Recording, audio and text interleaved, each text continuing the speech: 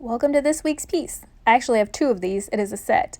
Kind of modeled after the French provincial style, but a little more rustic and bulky. They're very interesting and I super love them. So to start off, I'm just tightening the legs. They were just a smidge wobbly, so I wanted to make sure that they were tightened up before I started my painting. And then of course they got a good cleaning with liquid sandpaper because you know I love this stuff. And then when I do liquid sandpaper, I also use a Scotch-Brite pad just to give it a little extra, it's not really a sanding, but it scuffs up the surface just a little bit more than just using the liquid sandpaper.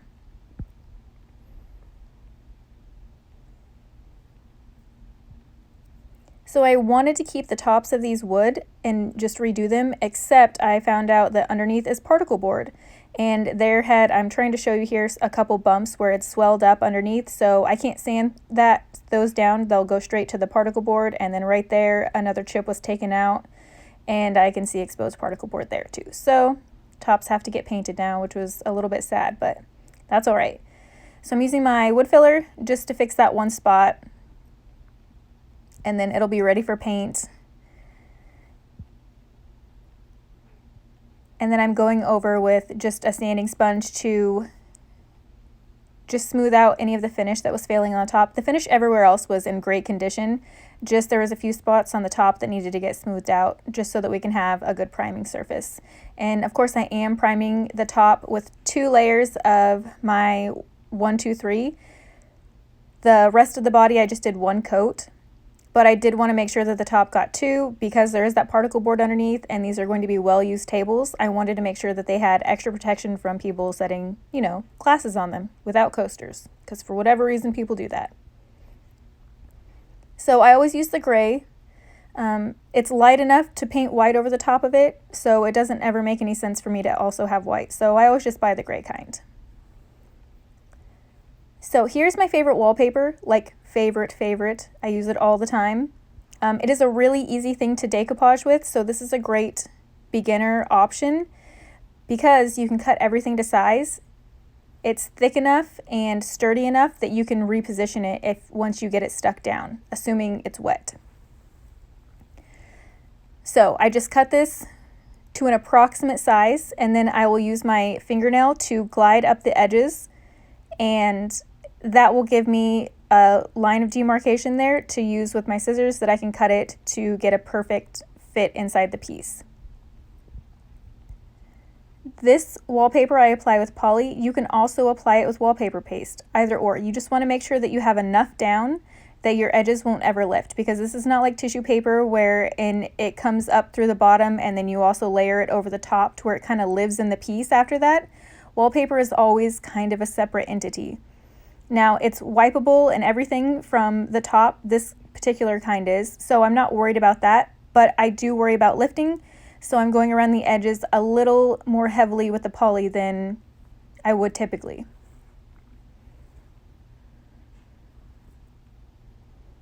Now I'm adding a little bit to the back of the paper. This step isn't necessary if you have too much. It actually just kind of helps with the rolling of the wallpaper as it's trying to roll back up.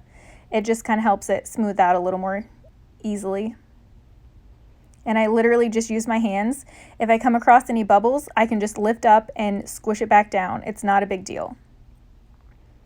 And then I'll use my little blade to clean around any edges that are sticking up just a little too high that I didn't get quite perfect on the dry fit. And then I'll also make kind of just 2 X cuts through the hardware holes to make sure that I have those ready to go for when the hardware is ready to go on. I'm wiping back the poly with a baby wipe. I keep just packages of those things on hand all the time. I always have use for those. And then the hardware, I did a fun little blend, silver in the middle, gold on the outside. And here are my paint colors. So I already did the first one, and I'm kind of using it as a reference point for the second one. They will never be exactly the same because I am human, but I can get them pretty close. So for these, because you will see all the angles of the legs, I start them out upside down. They're curvy and bowed out, and you'll just kind of see all the angles of them from any way you look at them. So I want to make sure that I get all around 360 degree, a good blend without any weird things that I missed from it just being right side up. So I'm starting with these upside down. It makes the most sense for me.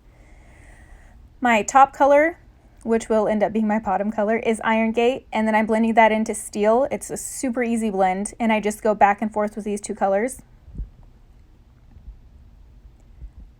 I'm going through pretty quickly on this first coat because you guys know the first coat doesn't really matter. It's a placement coat. And then I'm just doing a little highlight with dark khaki around this. I really, really like this color in this piece. It just sets everything apart. It's so lovely. But it's kind of going to get hidden with the Steel once I go back in with that to blend that in. And you'll just subtly see it, and it will be awesome. And these are colors that I just kind of like to match the wallpaper with, so that's how I chose my colors. And then as you can see, I just do up and down strokes, back and forth, and then slowly go up and down the piece as needed. Adding water when I need to add water. You kind of get the feel for when you need to add water as you start doing this. If your paint starts dragging or sticking or anything like that, add a little spray of water.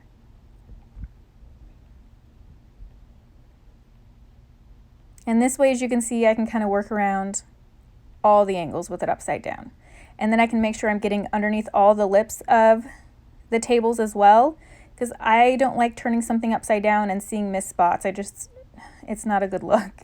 And with these little tables, it's more likely that someone's going to see this rather than on a large dresser. So I just want to make sure that my stuff is well done.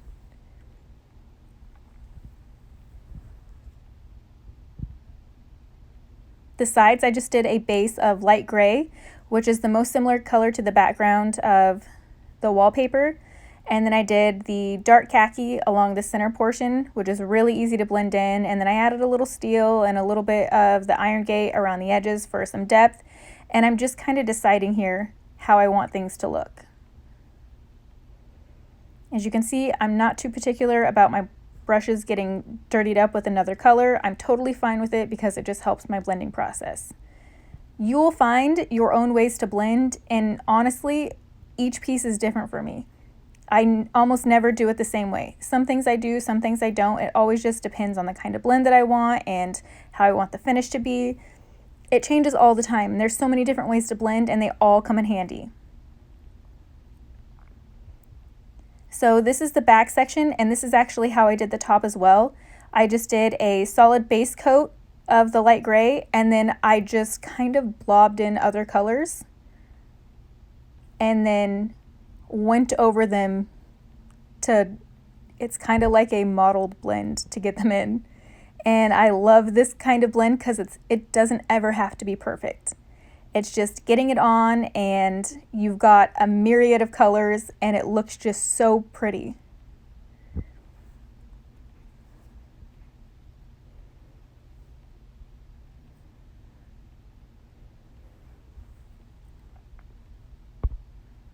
And then around the wallpaper that I have on here, I did something just that's super, super easy as well. So it doesn't have to be perfect. I'm just taking similar colors next to the wallpaper where I have like the flowers or the leaves next to the actual piece.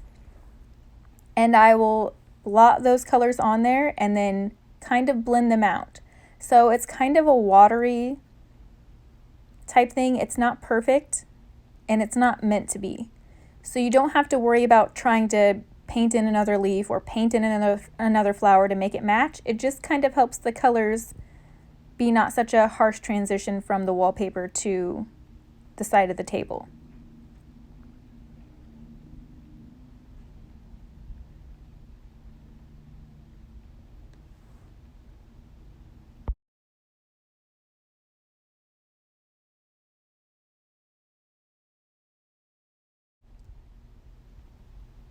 Now we are in the second coat, which is the final coat for this piece, and I decided to do these on their sides, so again I could have a full view of the leg as I went up, because it's really important to make sure you can see all the sides of it, because you'll be able to see all the sides of it when it's in somebody's house. So I'm starting with the Iron Gate again, kind of getting it a little higher than where I want it to end so that I have a place to blend the Steel into. And then I'm actually skipping really quickly up to the dark khaki and going around that edge there. because the steel is the one that I'm blending into those two colors, and I'm working so quickly that the iron gate will still be wet when it's time to blend. But this way I'm not having to go back and forth with the steel and back down into it. I can blend them kind of both at the same time. What's great about this table is there's so many different parts, like the leg itself sticks out from the side edges, and then there's the lip around the bottom edge to the top. So there's a lot of breaking points in my blend where I don't have to worry about it being so perfect over a large surface area. These pieces are really great for this because sometimes it's hard to do super large surface areas and have it be perfect, where working in smaller sections like this where you have all those break points, it just makes your life so much easier.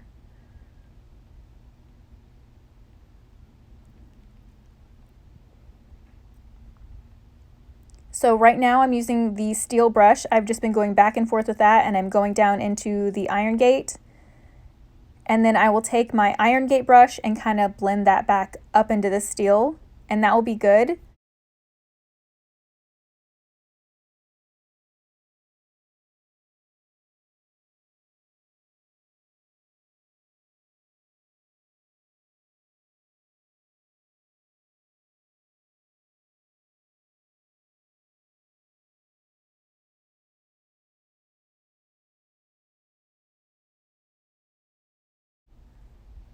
And then to finish this out, I'm taking a clean, dry brush, and I'm actually just lightly, like Bob Ross says, 2 hairs and some air. That's how I'm blending the last of the colors together.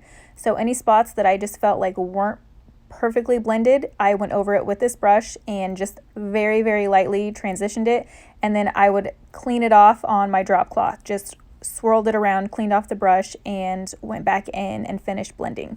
You can also add more water when you're ready. Do not add any more paint during this time. You're just adding a little bit of water to help the colors move back around again, and then you will get the loveliest blend ever. And of course, this is the same process that I showed before in the first coat. I'm just going over the whole section in the light gray because this makes for an easier blend process. So you can see me covering up the old blend that I had there, but that's just because it makes the whole thing easier to blend. So I'm going over everywhere with the gray, and then I'm going in just like before with the colors that kind of match-ish with the wallpaper, and then going back over it with the same brush and smoothing it in, just blending it out. Again, these are kind of like watercolory blends, just very soft, subtle, but they just create such a beautiful finish. I couldn't love it more. And like I said, the wallpaper is fully wipeable, so I just have my baby wipe. Anytime I got paint over the edge where I didn't want it, I just wiped it off.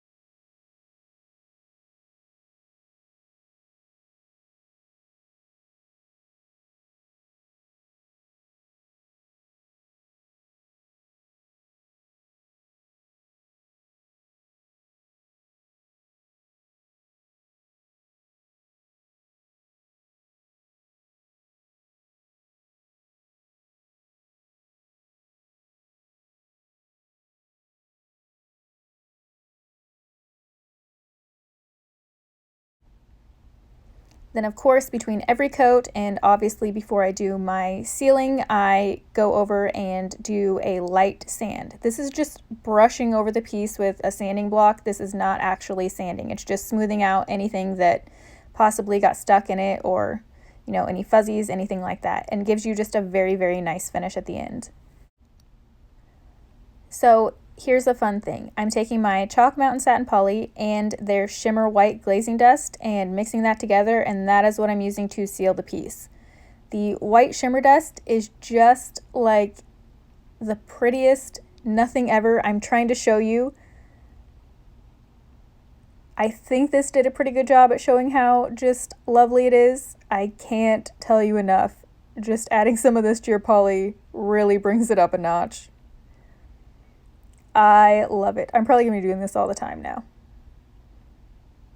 In particular, the white in it, I feel like is kind of special. But yeah, so I'm just sealing the entire piece with this, and the top will get extra coats, the body will just get 2.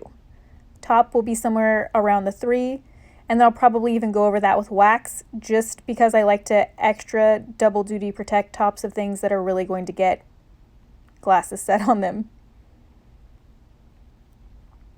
But you can tell as soon as you put the poly on with the shimmers, all those extra colors that you blended into the piece really stand out and look just so, I don't know, just so cloudy. I can't describe what it is. It's just beautiful.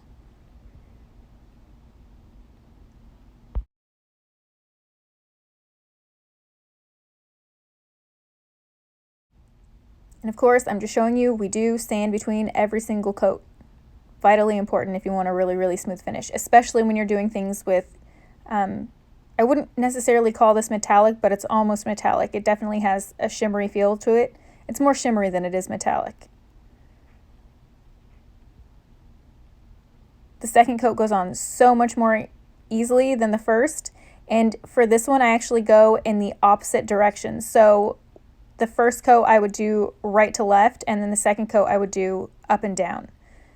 That way, if you could potentially see any brush strokes, it doesn't look like it when you're finished. And then, of course, I have to take 3 other glazing dusts, and I've got gold, bronze, and silver in them, and that is mixed into poly just to do the detail lines. So this I did 2 coats of, and you can do less or more depending on how much glazing dust you put in your poly. So if you want it super opaque, you add more glazing dust. If you want it more of a thin shimmer like I did on the top coat, you add less.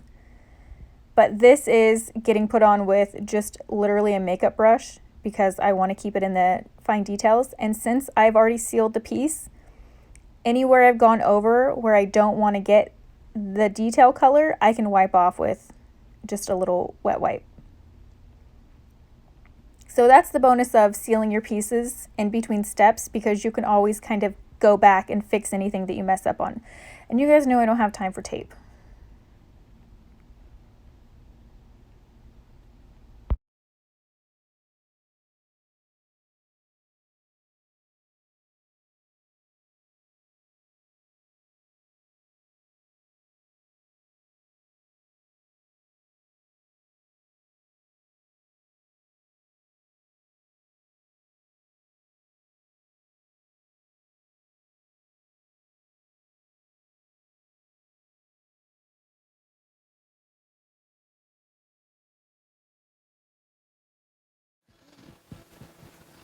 Oh hi, Taryn here, and we've got a couple nightstands, end tables, very large side tables that are just, I think, some of my most favorites that I've done. They're so just beautifully muted, but also kind of ethereal in the finish. I tried my best to capture it on camera. It was incredibly hard because you just can't get sparkles on camera the right way. But, oh, so lovely. I'm gonna struggle with not keeping these ones. I don't know. I'll have to re-look at my nightstands and see if I could swap them out. I don't know. You think my husband would let me do these ones? They're not very masculine. Okay, enough of the stuff. Let's get into some photos of these guys.